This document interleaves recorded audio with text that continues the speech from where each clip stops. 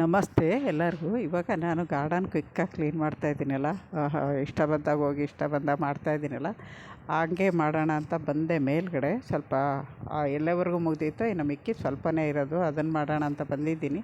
ಹಂಗೆ first starting ನಾನು ದಾಸವಾಳ ನಿಮಗೆ ಅಪ್ಡೇಟ್ ಕೊಟ್ಬಿಟ್ಟು ಇವತ್ತು ಯಾವ ಕೆಲಸ ಮಾಡಬೇಕು ಅಂದ್ಕೊಂಡು ಬಂದೆ. ಅದು ಏನು ಮಾಡಬೇಕು ಅಂದ್ಕೊಂಡೆ, ಅದು ಮಾಡಲೇಬೇಕಾಗಿದ್ದು ಯಾವುದು. ಯಾಕೆಂದರೆ ಒಂದೊಂದು ಸರಿ ನಾವೇನೋ ಮಾಡೋಕ್ಕೆ ಅಂತ ಬರ್ತೀವಿ, ಅದೇನೋ ಆಗುತ್ತೆ. ಅದು ಇವತ್ತಾಗಿದೆ ನನ್ನ ಗಾರ್ಡನಲ್ಲಿ. ಅಯ್ಯೋ, ಅಂದ್ಕೊಂಡೇ ಇರಲಿಲ್ಲ ಅದನ್ನು ಇವತ್ತು ಮಾಡ್ತೀನಿ, ಅದು ಈ ಬೇಸಿಗೆಯಲ್ಲಿ ಅಂತ. ಕೊನೆಗೆ ವಿಧಿ ಇಲ್ಲದೆ ಮಾಡಬೇಕಾಯ್ತು.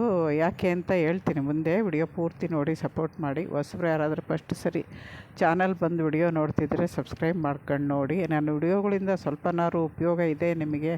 ನಾನು ಹೇಳೋ ರೀತಿ ಪದ್ಧತಿ, ಆಮೇಲೆ ನಾನು ಹೇಳೋ ಲಿಕ್ವಿಡ್ಡು ಗೊಬ್ಬರ ಎಲ್ಲ ನೋಡಿ ಉಪಯೋಗ ಆಗುತ್ತೆ ಅಂದರೆ ಬೇರೆಯವ್ರಿಗೆ ಶೇರ್ ಮಾಡಿ. ಇದು ಬಜ್ಜಿ ಮೆಣಸಿನ್ಕಾಯಿ, ಒಂದು ಚೂರು ಖಾರ ಇರೋಲ್ಲ, ನಮ್ಮೂರ ಕಡೆ ಬರುತ್ತೆ ಅದು. ಅದನ್ನು ನಾನು ಹೋದ ಸರಿ ಊರಿಗೆ ಹೋದಾಗ ತಗೊಬಂದು ಹಣ್ಣುಗಾಯಿ ಮಾಡಿಬಿಟ್ಟು ಬೀಜ ಕರಗಿಸಿ ಹಾಕಿದ್ದು. ಬೀಜ ಮಾಡಿ ನೋಡಿ, ಇದು ವಿರಜಾಜಿ ಬಳ್ಳಿ ಟೈಪು. ಇದರಲ್ಲಿ ಎರಡು ಬರುತ್ತೆ. ಸಣ್ಣ ಮಲ್ಲಿಗೆ ಅಂತಾರೆ ಈ ಕಡೆ, ತೆಲುಗಲ್ಲಿ ವಿರಜಾಜಿ ಅಂತಾರೆ. ಇದು ಒಂದು ಬಳ್ಳಿ ಟೈಪು ಬರುತ್ತೆ, ಒಂದು ಬುಷ್ ವೆರೈಟಿ ಅಂದರೆ ಗಿಡದ ಟೈಪು ಬರುತ್ತೆ. ಎರಡೂ ಇದೆ ನನ್ನ ಹತ್ರ. ಇದು ಬಳ್ಳಿ ಟೈಪಲ್ಲಿ ಬರೋದು ಸ್ವಲ್ಪ ಹೂವು ದೊಡ್ಡದಾಗಿರುತ್ತೆ, ಆಮೇಲೆ ಬಳ್ಳಿ ಇರೋದ್ರಿಂದ ಸ್ವಲ್ಪ ಹೂವು ಜಾಸ್ತಿನೇ ಆಗುತ್ತೆ.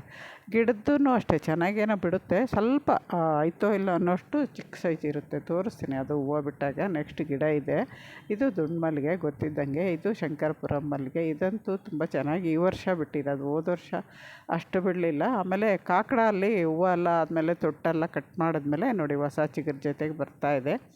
ಇದು ಜೀನಿಯಾ. ನಾನು ಬೀಜ ಉಳಿದಿದ್ದು ಹಳೇದು ಹಾಕಿದ್ದು ಒಂದೂ ಬರಲಿಲ್ಲ.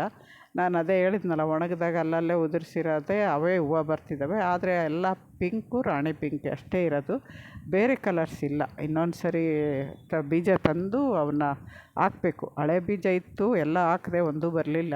ಅದರಿಂದ ನಾವು ಬೀಜ ಹಳೇದಾದಷ್ಟು ವೇಸ್ಟ್ ಅದು. ಅವಾಗೇ ಹಾಕ್ಬಿಟ್ಟು ಈ ಥರ ಹೂವು ರೆಗ್ಯುಲರಾಗಿ ಹಾಕ್ತಾಯಿದ್ರೆ ಸೀಸನ್ ಇಲ್ಲದಾಗ ಸ್ವಲ್ಪ ಹುಳ ಜಾಸ್ತಿ ಇರುತ್ತೆ, ನೋಡ್ಕೊಂಡ್ರೆ ಸರಿ ಹೋಗುತ್ತೆ.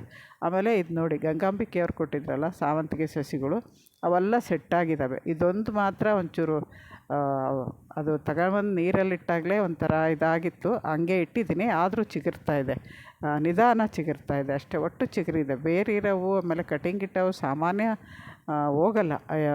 ಇದು ಸೇವಂತಿಗೆ, ಇದು ಚೆನ್ನಾಗಿ ಚಿಗುರಿದೆ. ಇದು ಯಾವ ಕಲರ್ ಗೊತ್ತಿಲ್ಲ, ಹೇಳಿದ್ದಾರೆ ಅವರು.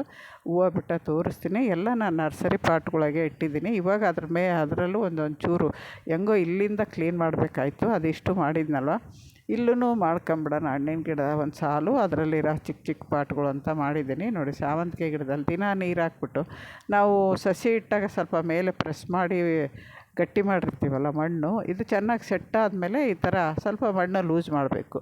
ಲೂಸ್ ಮಾಡಿದಾಗ ಆವಾಗ ಅದು ಬೇರು ಇಳ್ಕೊಳ್ಳೋಕ್ಕೆ ಚೆನ್ನಾಗಿ ಇದಾಗುತ್ತೆ. ನಾವು ಸ್ಟಾರ್ಟಿಂಗು ಅದು ಗಾಳಿ ಒಳಗಡೆ ಹೋಗಬಾರ್ದು ಅನ್ನೋದಕ್ಕೆ ಚೆನ್ನಾಗಿ ಪ್ರೆಸ್ ಮಾಡಿಬಿಟ್ಟು ಗಟ್ಟಿ ಮಾಡಿರ್ತೀವಿ. ಇವಾಗ ಅದಿಟ್ಟು ಸ್ವಲ್ಪ ಸೆಟ್ ಆದಮೇಲೆ ಈ ಕೆಲಸ ಮಾಡಬೇಕು.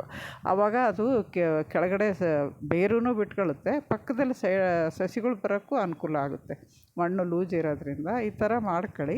ಈ ಚಿಕ್ಕ ಚಿಕ್ಕ ಪಾಟಲ್ಲಿ ನೀವು ದೊಡ್ಡದು ಏನು ಹಾಕ್ಬಿಟ್ಟು ತೋಡೋ ಕೆಲಸ ಇರೋಲ್ಲ. ಈ ಥರ ಚಿಕ್ಕದ ಕಡ್ಡಿ ಅಥವಾ ಮಗ್ಚಕೈ ಇರುತ್ತೆ ನೋಡಿ, ಹಳೇದು ಉಪಯೋಗಿಸ್ತಾ ಇರೋದು, ಚಾಕು, ಈ ಥರದ್ದೆಲ್ಲ ನೀವು ಯೂಸ್ ಮಾಡ್ಬೋದು. ಅದಕ್ಕಾಗಿ ಗಾರ್ಡನ್ ಟೂಲ್ಸೇ ತರಬೇಕು ಅನ್ನೋ ವಿಧಿನೂ ಇರೋಲ್ಲ. ನೀವು 1-2 ಗಿಡ ಅಥವಾ ಸ್ವಲ್ಪ ದೇವ್ರ ಪೂಜೆಗೆ ಹೂವು ಹಾಕಿದವರು ಅವೆಲ್ಲ ತರಬೇಕಂತ ಅನ್ನಿಸ್ತಾ ಇರುತ್ತಲ್ಲ, ಬೇಡ, ಅದೆಲ್ಲ ಥರ ಅವಶ್ಯಕತೆ ಇರೋಲ್ಲ. ನಾವು ಗಾರ್ಡನ್ ಜಾಸ್ತಿ ದೊಡ್ಡದು ಮಾಡ್ಕೊಂಡಾಗ ನಾವು ಅವೆಲ್ಲ ಬೇಕಾಗುತ್ತೆ. ಸ್ವಲ್ಪ ಚಿಕ್ಕ ಪುಟ್ಟ ಗಾರ್ಡನ್ ಇದ್ದಾಗ ಮನೇಲಿರೋದ್ರಲ್ಲೇ ನಾವು ಅಡ್ಜಸ್ಟ್ ಮಾಡ್ಕೊಂಡು ಎಲ್ಲದನ್ನೂ ಮಾಡ್ಬೋದು. ಗೊಬ್ಬರ ಆಗಲಿ, ಲಿಕ್ವಿಡ್ ಆಗಲಿ, ಅಥವಾ ಈ ಥರ ಮಣ್ಣು ಲೂಸ್ ಮಾಡೋದಾಗಲಿ ಎಲ್ಲ ಮಾಡ್ಬೋದು. ಆಮೇಲೆ ನೀವು ಕೋಕೋಪಿಟ್ ತರಲೇಬೇಕಾ ಅಂತಾರಲ್ಲ, ಕೋಕೋಪಿಟ್ ತರಲೇ ಇಲ್ಲ ಅಂದ್ರೂ ನೀವು ತೆಂಗಿನಕಾಯಿ ಅಂತೂ ಎಲ್ಲರೂ ಉಪಯೋಗಿಸ್ತೀರಲ್ವ, ಅದನ್ನು ಉಪಯೋಗಿಸೋದು ಹೆಂಗೆ ಅಂತಲೂ ಹೇಳ್ತೀನಿ ನೋಡಿ. ಇದು ವಾಟ್ರ್ ಆಪಲ್ಲು ಅದು ನಾನು ನೋಡೇ ಇಲ್ಲ. ಕಸಿ ಮಾಡಿದ್ದು ಸ್ವಲ್ಪ ಮಣ್ಣೊಳಗೆ ಹೋಗ್ಬಿಟ್ಟಿತ್ತು. ನಾನು ಇವಾಗ ಕ್ಲೀನ್ ಮಾಡೋಣ ಅಂತ ಬಂದು ನೋಡಿ, ಅಯ್ಯೋ ಮಣ್ಣೊಳಗೆ ಹೋಗ್ಬಿಟ್ಟಿದ್ದ. ಕಸಿ ಮಾಡಿರೋದು ಮಣ್ಣಲ್ಲಿ ಹೋಗಬಾರ್ದು ಅಂತ ನಾನು ಎಷ್ಟೋ ಸರಿ ಹೇಳಿದ್ದೀನಿ. ನಾವು ಯಾವಾಗಾದ್ರೂ ಹಿಂಗೆ ಮಣ್ಣು ಖಾಲಿ ಆದಾಗ ನಮ್ಮ ಅಳಿಯನೋ ಯಾರೋ ಮಣ್ಣು ಕೆಳಕ್ಕೆ ಹೋಗಿದೆ ಅನ್ನೋದು ಇದಕ್ಕೆ ಮಣ್ಣು ಹಾಕ್ಬಿಟ್ಟಿದ್ದಾರೆ ಅವರು. ಯಾವ ಪಾಟಲ್ಲಿ ಮಣ್ಣು ಕಮ್ಮಿ ಇರುತ್ತೋ ಅದಕ್ಕೆ ಹಾಕಿ ಅಂತ ಹೇಳಿರ್ತೀನಲ್ವ, ಹಂಗೆ ಹಾಕ್ಬಿಟ್ಟಿದ್ದಾರೆ. ಅವ್ರಿಗೆ ಗೊತ್ತಾಗಿಲ್ಲ.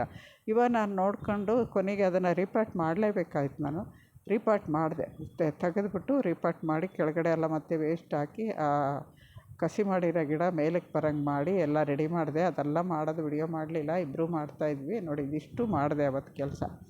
ಆಮೇಲೆ ತೆಂಗಿನದು ನಾರಿಂದ ಹೇಳ್ತಾ ಇದ್ದೆ ಅಲ್ವಾ, ತೆಂಗಿನ ನಾರು ಇರುತ್ತಲ್ಲ, ನೀವು ತೆಂಗಿನ ಕಾಯಿ ಸುಲಿದಾಗ ನಾರು ಇರುತ್ತಲ್ಲ, ಅದನ್ನೇ ಚಿಕ್ಕ ಚಿಕ್ಕದಾಗಿ ಕಟ್ ಮಾಡಿಬಿಟ್ಟು ಮಣ್ಣಲ್ಲಿ ಕಲಿಸ್ಬಿಟ್ಟು ನೀವು ಮಣ್ಣಲ್ಲಿ ಹಾಕ್ಕೊಬೋದು. ಕೋಕೋಪೀಟ್ ತರಲೇಬೇಕು ಸ್ವಲ್ಪ ಗಿಡಗಳಿದ್ದಾವೆ ಅಂತ ಅನ್ನೋರು ಈ ಥರನೂ ಮಾಡ್ಕೊಬೋದು. ಅಥವಾ ಅಕ್ಕಿ ತೌಡು, ಅಂದರೆ ಅಕ್ಕಿದು ಪಾಲಿಷ್ ಮಾಡಿದ ತೌಡು ಇರುತ್ತಲ್ಲ, ಅದು ಇದ್ರೂ ಬೆರೆಸ್ಕೊಬೋದು ನೋಡಿ. ಇಲ್ಲೊಂಚೂರು ಬ್ಯಾಲೆನ್ಸ್ ಉಳೀತು, ಇದು ಹಣ್ಣಿನ ಗಿಡ, ಅದು ಆ ಸೈಡು ಮಾಡಿದೆ. ಈ ಸೈಡ್ ಮಾತ್ರ ಮಾಡೋಕ್ಕಾಗಿಲ್ಲ, ಇನ್ನು ಇದೊಂದು ಸ್ವಲ್ಪ ಇದೆ. ಇದನ್ನು ಅಷ್ಟೇ ಸುಮಾರು ಒಂದೂವರೆ ಗಂಟೆ ಕೆಲಸ ಮಾಡ್ತೀನಿ, ಹಿಂಗೆ ಸಮಯ ಸಿಕ್ಕಾಗ ಮಾಡ್ತೀನಿ. ಆಲ್ಮೋಸ್ಟು ಇನ್ನು ಒಂಚೂರು ಇದೆ, ಅದನ್ನು ಮಾಡಿಬಿಟ್ರೆ ಎಲ್ಲ ಕೆಲಸನೂ ಮುಗ್ದಂಗೆ ಆಗುತ್ತೆ. ಇಲ್ಲಿ ಚೇಪೆಕಾಯಿ ಗಿಡ ಅಷ್ಟೊಂದು ಕಾಯಿ ಆಗಿತ್ತಲ್ವ, ತುಂಬ ಕಾಯಿ ಆದಾಗ್ಲೂ ತುಂಬ ಕಾಯಿ ಚಿಕ್ಕದ್ರಾಗ ಉದುರೋಗುತ್ತೆ. ಯಾಕೆಂದರೆ ಆ ಗಿಡದಲ್ಲಿ ಇರೋ ಜಾಗಕ್ಕೆ, ಆ ಗಿಡ ಬೇರ್ಗಿರೋ ಜಾಗಕ್ಕೆ ಅಷ್ಟೂ ಕಾಯಿನೂ ಹಣ್ಣು ಮಾಡೋಷ್ಟು ಶಕ್ತಿ ಇರೋಲ್ಲ. ಆದ್ದರಿಂದ ಅದಕ್ಕೆ ಎಷ್ಟಾಗುತ್ತೋ ಅಷ್ಟು ಉಳಿಸ್ಕೊಂಡು ಮಿಕ್ಕಿದ್ದೆಲ್ಲ ಕಾಯಿ ಉದುರಿಸುತ್ತೆ. ಆಗಿರೋ ಹೂವೆಲ್ಲ ನಮಗೆ ಕಾಯಿ ಆಗುತ್ತೆ, ಹಣ್ಣಾಗುತ್ತೆ ಅನ್ನೋದು ಸುಳ್ಳು. ನೆಲದಲ್ಲೂ ಅಷ್ಟೇ, ಎಷ್ಟು ಬೇಕೋ ಅಷ್ಟು ಕಾಯಿ ಇಟ್ಕೊಂಡು ಗಿಡ ಮಿಕ್ಕಿದ್ದು, ಅಥವಾ ಅದ್ರ ಸ್ಟ್ರೆಂತ್ ಇಲ್ಲ, ಕಾಯಿಗಳು ಆರೋಗ್ಯವಾಗಿಲ್ಲ ಅಂದಾಗ ಅವೆಲ್ಲ ಉದುರು ಹೋಗುತ್ತೆ. ಅದರಿಂದ ನೀವು ಹೂವು ಬಂದಿರೋವೆಲ್ಲ ಕಾಯಿ ಬರ್ತಾಯಿಲ್ಲ ಅನ್ನೋದನ್ನು ಬೇಜಾರು ಬೇಡ. ಆವತ್ತು ನೋಡಿ ನಾನು ಇವನ್ನೂ ಕ್ಲೀನ್ ಮಾಡ್ಕೊಂಡೆ. ಆ ಕಡೆ ಬಿಸಿಲಲ್ಲಿ ಇಟ್ಬಿಟ್ಟಿದ್ದು ಎಲೆಯೆಲ್ಲ ಒಂಥರ ಆಗ್ಬಿಟ್ಟಿದ್ವು. ಬಿಸಿಲಲ್ಲಿ ಅಂತೂ ತುಂಬ ಇದಾಗಿತ್ತು. ಎಲ್ಲ ಕಟ್ ಮಾಡಿ ಮತ್ತೆ ಇಲ್ಲೇ ಅದೇ ಜಾಗಕ್ಕೆ ತಂದಿದ್ದೀನಿ. ಅಂದರೆ ಅವಾಗ 2 ಸಾಲು ಥರ ಇಟ್ಟಿದ್ದೆ, ಇವಾಗ ಒಂದೇ ಸಾಲು ಇಟ್ಟಿದ್ದೀನಿ. ಯಾಕೆಂದರೆ ಕ್ಲೀನ್ ಮಾಡ್ಕೊಳಕ್ಕೆ ಈಜಿ ಆಗುತ್ತೆ. ಆಮೇಲೆ ಆ ಸೈಡಿಂದ ನೀರು ಹಾಕಿದಾಗ ಎಲ್ಲ ಕ್ಲೀನ್ ಆಗುತ್ತೆ ಅಂತ. ನಮಸ್ತೆ, ಇನ್ನೊಂದು ವಿಡಿಯೋ ಸಿಗ್ತೀನಿ. ಈ ವಿಡಿಯೋ ನೋಡಿ ಇಷ್ಟ ಆದರೆ ದಯವಿಟ್ಟು ಸಬ್ಸ್ಕ್ರೈಬ್ ಮಾಡ್ಕೊಂಡು ನೋಡಿ.